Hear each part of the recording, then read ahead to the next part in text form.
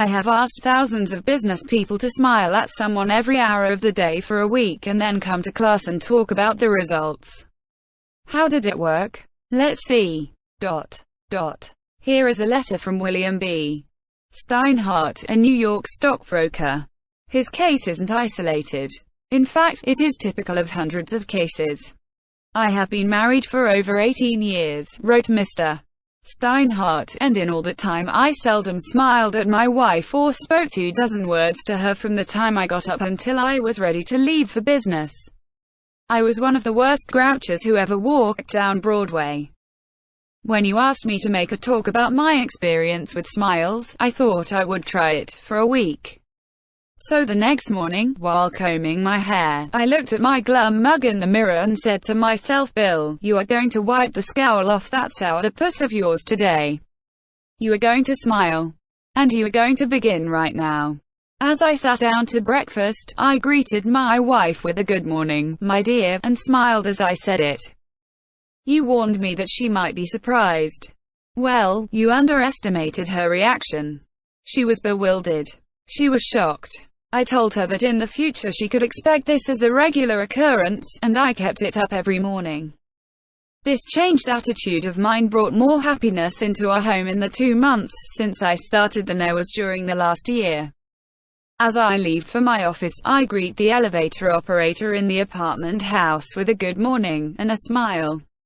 I greet the doorman with a smile. I smile at the cashier in the subway booth when I ask for change. As I stand on the floor of the stock exchange, I smile at people who until recently never saw me smile. I soon found that everybody was smiling back at me. I treat those who come to me with complaints or grievances in a cheerful manner. I smile as I listen to them, and I find that adjustments are accomplished much easier. I find that smiles are bringing me many dollars every day. I share my office with another broker.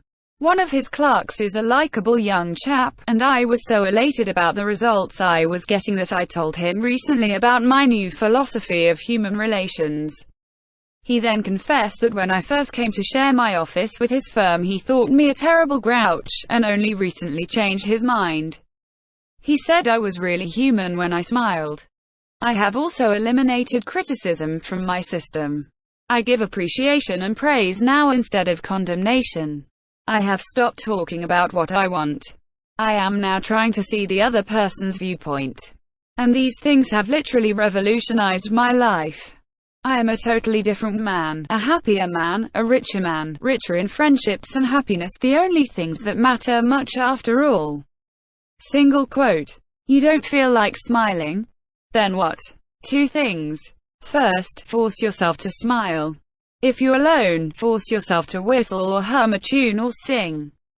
Act as if you are already happy, and that will tend to make you happy. Here is the way the psychologist and philosopher William James puts it. Action seems to follow feeling, but really action and feeling go together. And by regulating the action, which is under the more direct control of the will, we can indirectly regulate the feeling, which is not. Thus the sovereign voluntary path to cheerfulness, if our cheerfulness be lost, is to sit up cheerfully and to act and speak as if cheerfulness were already there. Single quote. Everybody in the world is seeking happiness, and there is one sure way to find it. That is by controlling your thoughts. Happiness doesn't depend on outward conditions. It depends on inner conditions. It isn't what you have or who you are or where you are or what you are doing that makes you happy or unhappy. It is what you think about it. For example, 2 people may be in the same place, doing the same thing.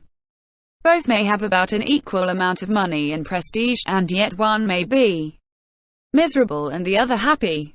Why? Because of a different mental attitude. I have seen just as many happy faces among the poor peasants toiling with their primitive tools in the devastating heat of the tropics as I have seen in air-conditioned offices in New York, Chicago or Los Angeles. There is nothing either good or bad, said Shakespeare, but thinking makes it so. Single quote. Abe Lincoln once remarked that, most folks are about as happy as they make up their minds to be.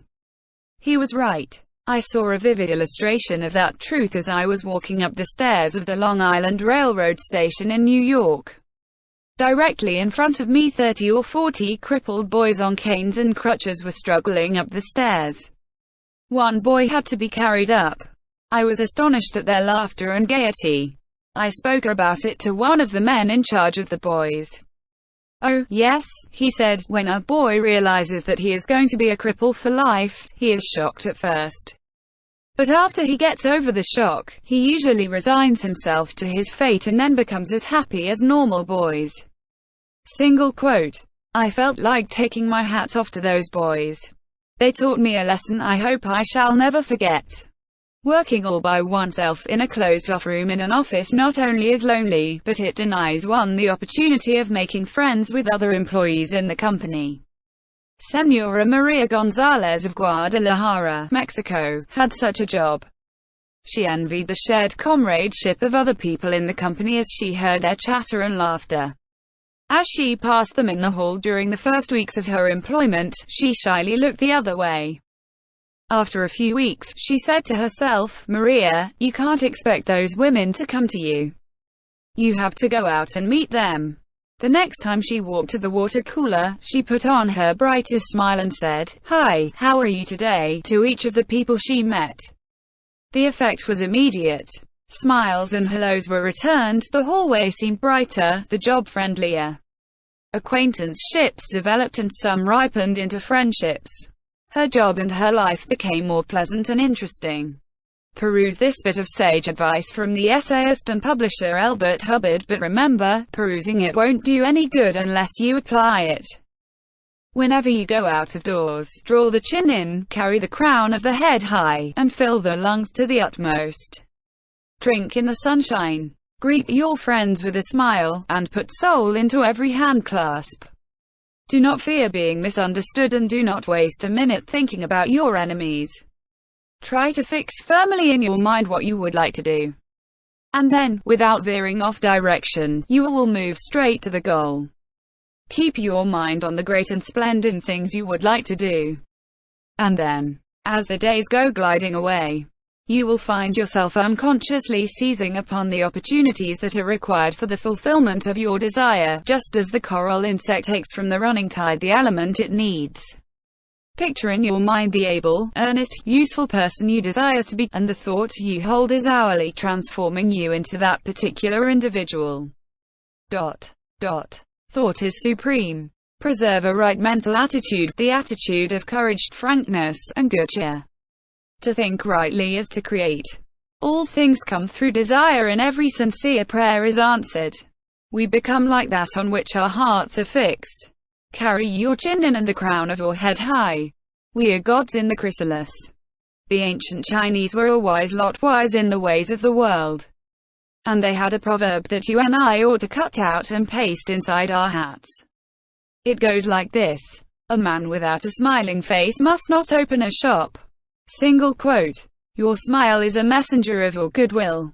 Your smile brightens the lives of all who see it. To someone who has seen a dozen people frown, scowl, or turn their faces away, your smile is like the sun breaking through the clouds.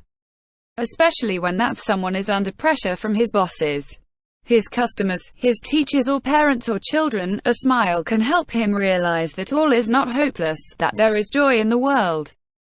Some years ago, a department store in New York City, in recognition of the pressures its sales clerks were under during the Christmas rush, presented the readers of its advertisements with the following homely philosophy: the value of a smile at Christmas. It costs nothing, but creates much. It enriches those who receive, without impoverishing those who give. It happens in a flash and the memory of it sometimes lasts forever. None are so rich they can get along without it, and none so poor but are richer for its benefits. It creates happiness in the home, fosters goodwill in a business, and is the countersign of friends. It is rest to the weary, daylight to the discouraged, sunshine to the sad, and nature's best antidote for trouble. Yet it cannot be bought, begged, borrowed, or stolen, for it is something that is no earthly good to anybody till it is given away. And if in the last-minute rush of Christmas buying some of our salespeople should be too tired to give you a smile, may we ask you to leave one of yours? For nobody needs a smile so much as those who have none left to give. Principle 2. Smile. Back in 1898, a tragic thing happened in Rockland County, New York. A child had died, and on this particular day the neighbors were preparing to go to the funeral.